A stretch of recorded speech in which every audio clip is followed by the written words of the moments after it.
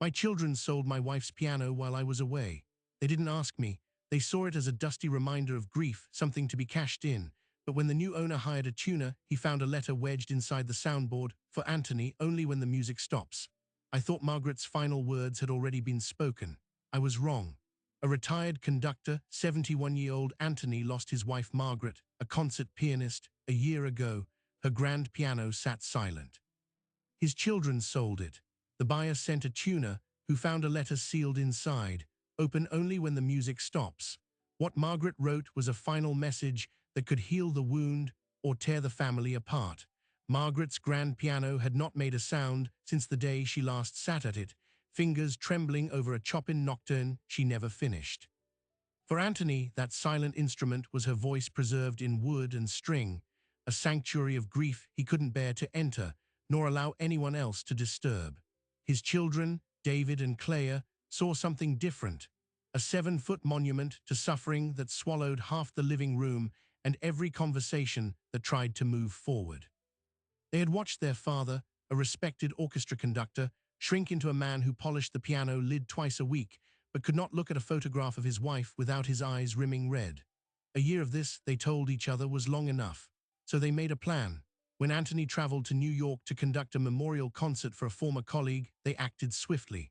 Within 48 hours, a piano dealer arrived, inspected the instrument, and named a price that surprised them both. It was, they reasoned, a gift to their father, clearing the shrine he would never dismantle himself. They signed the papers, accepted a check for $72,000, and watched the movers wheel Margaret Steinway out the door while the neighbors' sprinklers clicked in the summer heat. David texted Anthony a single line: "We took care of the piano. It's time." Anthony returned home late Sunday evening, exhausted, his ears still ringing with the applause that had followed the final chord of Brahms's Requiem. He set down his bag in the foyer, walked into the living room, and froze. The space that had held his wife's most precious possession was empty, not rearranged, not draped in a dust cover, empty. A pale rectangle marked the floor where the piano had rested for 14 years, a ghost of its footprint. He called David, then Claire. The conversations were short, brutal, filled with the kind of words that do not heal. He hung up and stood in the hollow silence of his house, a 71-year-old man who had just lost his wife all over again. What none of them knew, what the dealer didn't see when he flipped the lid and tested the hammers, was that Margaret had not left that piano unprepared. Inside the soundboard, lodged between 2 ribs of spruce and sealed with wax that had yellowed with time, was an envelope. The new owner, a collector from Boston, scheduled an immediate restoration. And when the tuner unscrewed the plate to extract a persistent buzz, his fingers brushed something that was never meant to vibrate. He pulled out a cream-colored envelope, heavy paper, the handwriting still elegant after what must have been years. 7 words were written across the front: "For Anthony, only when the music stops." The tuner, a man named Ellis Marchand, had been restoring pianos for 28 years and believed he had seen everything hidden inside a soundboard. Coins, keys, a child's crayon drawing, once a dried mouse, but never a letter, and never one that stopped his hands cold the way this one did. He turned the envelope over and read the name, Anthony. Then he remembered the small engraved plate he'd wiped clean an hour earlier on the piano's cast-iron frame: "To Margaret, with whom every note is home." The buyer was out of the room, taking a call. Ellis slipped the envelope into his vest pocket, pulled out his phone, and began searching for a retired symphony conductor whose late wife was named Margaret. Pianos keep secrets. In 2016, a technician in Shropshire, England, opened a 100-year-old upright and pulled out 913 gold coins, a hoard worth £500,000. The discovery triggered a year-long legal battle over who owned the treasure. The tuner in that case did the right thing and reported it. Ellis thought about that as he stared at the envelope, but this was not gold. This was a message sealed for one man, and the music had stopped. The right thing felt less clear. Anthony received the call on a Thursday afternoon. He was sitting in the vacant space where the piano used to live, staring at the pale floorboard rectangle as if it were a grave. When Ellis introduced himself, Anthony nearly hung up. He'd fielded calls from dealers, well-wishers, even a journalist who'd heard about the post-memorial sale. But the tuner said 3 words that made his hand tighten: Margaret left something. 2 hours later, Anthony was in a coffee shop in downtown Boston, holding a cream-colored envelope he recognized. The wax seal was intact. The handwriting, curved and careful, was hers, elegant even as the strokes thickened where her fingers had grown weak. He opened it. And for the first time in a year, he heard his wife's voice again. "My darling Anthony," the letter began, "I am writing this at the piano late, when you are asleep. I know you will never read it until the music finally stops, and you will only let the music stop when I am no longer here." She had written it during her illness, tucked it inside the soundboard herself one sleepless night, because she knew grief would eventually turn their house into a museum, and the silence would become too heavy for him to carry alone. She did not want silence. She wanted a future. Inside the envelope were 3 pages and a single key. The key opened a safe deposit box at a bank in Hartford. Inside the box, she wrote, were recordings of the two of them playing together, duets they had not listened to in decades. There were also instructions for a scholarship fund she had quietly built with her own performance fees, $48,000, to be awarded to a promising student who could not afford an instrument. And there was a name, Elena Voss, a 14-year-old girl Margaret had been mentoring at a community music program. Her final wish was that the grand piano go to that child when the time came. "Do not let it be sold," she wrote. "Let it teach." Anthony's hands shook. He looked at Ellis, who was stirring a cup of cold coffee and trying not to intrude. The tuner had done more than deliver a letter. He had handed Anthony a moral torch that was already burning through the wreckage of his family's decisions, because the piano was sold. The very thing Margaret had begged him not to do had already been done by his own children, and the money they received, $72,000, was already spent. David had used part of it to clear a second mortgage. Claire had transferred the rest into a college fund for her twins. They had acted with efficient, loving intentions and zero awareness of what they had undone. When Anthony called them that evening, he tried to stay calm. He read them the letter. He told them about the scholarship, about Elena, about Margaret's quiet years-long plan. Claire cried. David fell silent, but the silence curdled when Anthony asked them to return the money so he could buy back the piano from the collector in Boston. They couldn't. The cash was gone, locked in accounts that penalized withdrawal. They had not stolen. They had liquidated what they believed was a family asset. And now that asset was a phantom obligation that none of them could fulfill. But the worst discovery came the next morning. Anthony drove to Hartford, clutching the tiny key, and opened the safe deposit box. Inside were the reel-to-reel recordings, exactly as promised, but there was also a bank statement for the scholarship fund, a separate account Margaret had set up in his name with a joint holding that passed directly to him upon her death, or should have passed. The statement showed a balance of $48,000 until 3 months ago, when a withdrawal of $47,500 was made. The signature authorizing the transfer belonged to David. He had been granted power of attorney during Anthony's brief hospitalization after Margaret's funeral, and in the haze of paperwork, he had closed the account, assuming it was simply another part of the estate to be managed. He had not read the account title. He had not seen the word scholarship. Anthony stood in the cold vault of the bank and pressed his palm against the metal door. His wife had built a bridge from her deathbed to a young girl's future, and his children, without malice, had dismantled it plank by plank. Now the piano sat in a stranger's restoration bay, the money was unrecoverable, and the only person who understood the cost was a piano tuner who had lost his job that morning for refusing to disclose why a letter had vanished from a client's instrument. Ellis Marchand had made his choice. The question was whether the people who actually shared Anthony's blood could do the same. The phone call with David lasted 12 minutes. It felt like 12 hours. Anthony held the bank statement in one hand, the letter in the other, and listened to his son's voice splinter.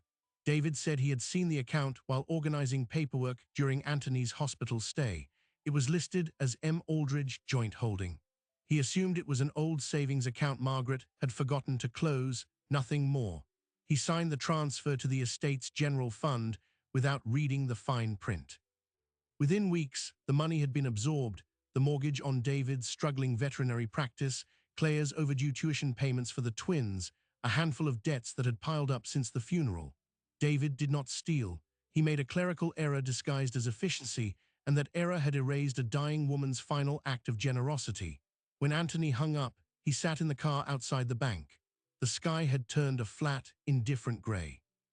He thought about the 14-year-old girl, Elena, who had no idea that a grand piano and a scholarship was supposed to be hers. He thought about Ellis, the tuner who had risked his career to hand-deliver a ghost's instructions, and he thought about Margaret, typing that account number onto a clipboard in a hospital bed, believing she had secured the future. None of those futures had a cancelled check at the end. The collector's call came the next morning. Gregory Dorsey, the man who had purchased the piano, had heard from his restorer about the missing envelope and the tuner who had been fired over it. He was not angry, he was intrigued. A 7-foot Steinway with a secret compartment and a real-life love story was worth considerably more than $72,000. He had already received an offer from a dealer in New York for $95,000. He told Anthony that he was sympathetic, truly, but business was business. If Anthony wanted the piano back, he would need to match the current market price, plus a buyer's remorse fee. The piano was no longer just an instrument. It was a collector's item with a provenance no auction house could ignore. Anthony stood in the empty living room, the pale rectangle still visible, and felt the walls close in. His own children had sold the piano. His own son had emptied the scholarship. The new owner had weaponized the sentimentality that made it priceless. For the first time since Margaret's death, Anthony Aldridge, who had conducted 87 musicians through 5 movements of a Mahler symphony without a single misstep, had no idea what to do next. Ellis reappeared that afternoon. He showed up at Anthony's door with a worn leather satchel, still unemployed, still calm. He had been thinking. The brass dedication plate on the piano's frame, to Margaret, with whom every note is home, had been custom cast by a foundry in Glastonbury, Connecticut. Ellis had traced it. The foundry still had the original order, dated 1996, listing the piano's serial number and, crucially, the phrase, commissioned on behalf of Anthony Aldridge. That plate was not merely decorative. It was a claim of ownership that predated any bill of sale. If the children sold the piano without Anthony's explicit consent, and if Anthony was the true owner, then the transaction could be contested as unauthorized. Ellis had already called a probate attorney he knew from his church. The case was thin, he admitted, but the threat of litigation might be enough to force Dorsey to negotiate. Anthony stared at the man. Ellis had lost his job, spent his own money on a train ticket, and tracked down a foundry receipt from 25 years ago. He asked why. Ellis said simply, "I have a daughter who plays cello. I'd want someone to do the same for my wife's letter." The tuner who had never met Margaret was now the only person helping Anthony keep her promise. That night, Anthony called David and Claire. He did not shout. He told them about Dorsey's counteroffer, about the scholarship they had unknowingly drained, and about the 14-year-old girl who had never missed a Saturday lesson with Margaret at the community center on Asylum Avenue. He asked them to come home, not to fix the money, just to sit at his table and hear the recordings Margaret had made for them. What the family discovered together in the safe deposit box changed everything. Inside, beside the reel-to-reel tapes and the bank statement, was a small velvet pouch that Anthony had missed on his first visit. It held a pair of diamond earrings and a pearl brooch, items Margaret had worn at their wedding and at the Vienna Philharmonic debut that made her career. A small card in her handwriting was pinned to the felt. "If the piano is gone, sell these and bring it back."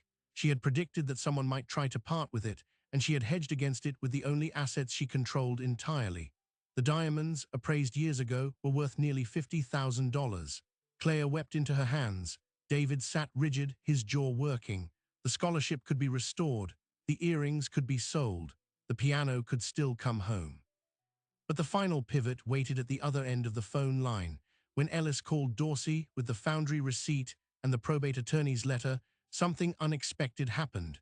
Dorsey had already seen a local news segment about the piano tuner who had been fired for delivering a dead woman's letter. The story was picking up traction. A human interest reporter had reached out to Ellis for an interview. Dorsey, a man who valued his reputation more than his profit margin, called Anthony directly. He said he would sell the piano back, not for $95,000, not for $72,000, but for the exact purchase price, if and only if Anthony would allow the story to be told. Not his own version, Margaret's. Anthony agreed. Within a week, the funds were gathered. The earrings sold, the remaining scholarship money rebuilt from Anthony's own savings, and the check delivered to Dorsey's office. The piano returned on a flatbed truck in a cold drizzle, the mover's hands gentler than they had been when it left. As the Steinway was lowered back onto the pale rectangle, Anthony stood beside his children. No one spoke. The music had not yet restarted. But the silence was no longer empty.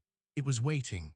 And 14 miles away, a young girl named Elena was about to receive a phone call that would alter the tuning of her entire life. Elena Voss was in the middle of a scale exercise when her mother handed her the phone. The voice on the other end was old, measured, and sounded like it was holding back an ocean. Anthony introduced himself as Margaret's husband. He said three things: a piano was waiting for her, a scholarship had been set aside, and none of it was a gift from him. It was a gift from a woman who had written a letter years before anyone knew the music would stop. Elena, who had been practicing on a battered upright with 6 sticky keys, dropped the phone. Her mother picked it up and began to weep. 2 weeks later, the Steinway was rolled into the Thomas J. Quirk Community Arts Center on Asylum Avenue, the same room where Margaret had taught Saturday lessons for 8 years. The floor had been reinforced for the weight. The windows were draped with heavy curtains to protect against humidity. When the movers removed the quilted blankets, the black lacquer caught the overhead lights and threw them back like liquid mirrors. A small plaque was affixed below the music desk, newly engraved: "For Elena, for every student who comes after, may these keys carry you where my hands could not." Anthony stood at the back of the room while Elena approached the bench. She was tall for 14, with the quiet intensity of a child who had grown up too fast. She touched the fallboard, traced the brass hinges, then turned to look at him. She didn't speak. Neither did he.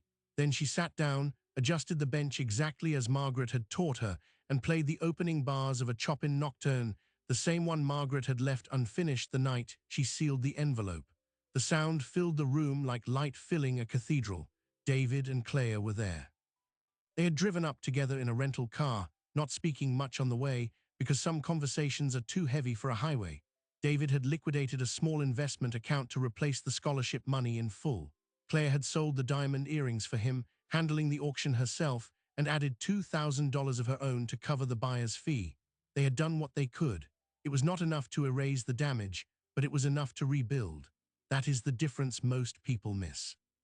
After Elena finished, Anthony walked to the piano and placed his hand on the lid. He had not touched the instrument since Margaret died. The lacquer was cool, smooth, familiar. He looked at his children. David's eyes were red. Claire's lip was trembling. He opened his arms, and the three of them stood there at the side of the Steinway, saying nothing, holding on. But the final surprise was still waiting. Later that afternoon, as the last guests drifted out and the sunlight slanted gold through the west windows, Elena's mother approached Anthony with a manila envelope. She said Elena's grandmother had kept it for years, a memento from her own daughter's time in the community program. Inside was a photograph: a young Margaret, no older than 25, standing next to a teenage girl at a battered upright piano. The girl was Elena's grandmother.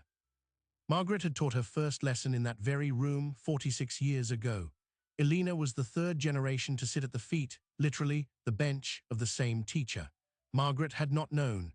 She had chosen Elena purely on talent, but the lineage was there, quietly running beneath the surface like a river under ice, waiting for the thaw. That evening, Anthony played the reel-to-reel recordings for the first time. The tape machine had been restored by Ellis, who was now officially employed as the center's instrument technician, a job Anthony had insisted on funding for the next 10 years. The recordings crackled with age, then settled. Margaret's hands at the keys, Anthony's violin beside her, a Schubert sonata. They had played it at their wedding. The music rose and fell, and in the silence between movements, you could hear Margaret laugh, a small, private laugh that only a microphone 2 inches from her mouth could have captured. Anthony closed his eyes. She was right there. The scholarship fund was re-established with the full $48,000, plus an additional 12 that arrived anonymously, David's doing, though he never admitted it. The first recipient, after Elena, would be a 10-year-old boy from the Bronx who had been practicing on a cardboard keyboard. The second would be a girl from Newark, whose father drove her 40 miles every Saturday. The music stopped, just as Margaret predicted, but only long enough for the next note to find its player. And inside the bench of the Steinway, which no one had thought to check during all the turmoil, Ellis found one more thing during a routine tuning the following spring. A small cassette tape, labeled in Margaret's handwriting, "For Anthony, when you are ready to play again." On it was a single piece, a duet she had written for violin and piano, unfinished, the final bars left open. She had never played it for him. The last measure had no notes, just 4 words written on the sheet music tucked inside the case: "Finish it with me." What Margaret understood, and what her family learned in the hardest possible way, is that grief does not erase a person's intentions. It merely buries them beneath urgency, good intentions, and the desperate need to move forward. The piano was sold because the silence had become unbearable. The scholarship was emptied because paperwork looks harmless when you are drowning in loss. None of it was malice. All of it was consequence. And yet, because one man, a piano tuner with a daughter who plays cello, decided that a stranger's letter mattered more than his job security, the music found its way back. Elena still plays that Steinway every Saturday. The scholarship fund has now sent 7 more students to summer programs. David and Claire visit their father without the weight of old silence between them. And Anthony, at 72, has begun composing again for the first time in 30 years, trying to write the final bars of Margaret's unfinished duet. He knows he may never finish it. That is not the point. The point is that the bench is no longer empty. This is the truth about the things we inherit. They are not just objects. They are instructions. Sometimes the people we love leave us with everything we need to repair the damage we don't yet know we will cause. We just have to be willing to listen when the music stops, and brave enough to play the next note ourselves. If this story stayed with you, please hit like and subscribe. It helps more than you know. Share it with someone who needs to hear that it's not too late to undo a mistake made from love. We'll be here next week with another story that proves real life is more extraordinary than anything we could invent. Until then, keep listening. The music isn't over.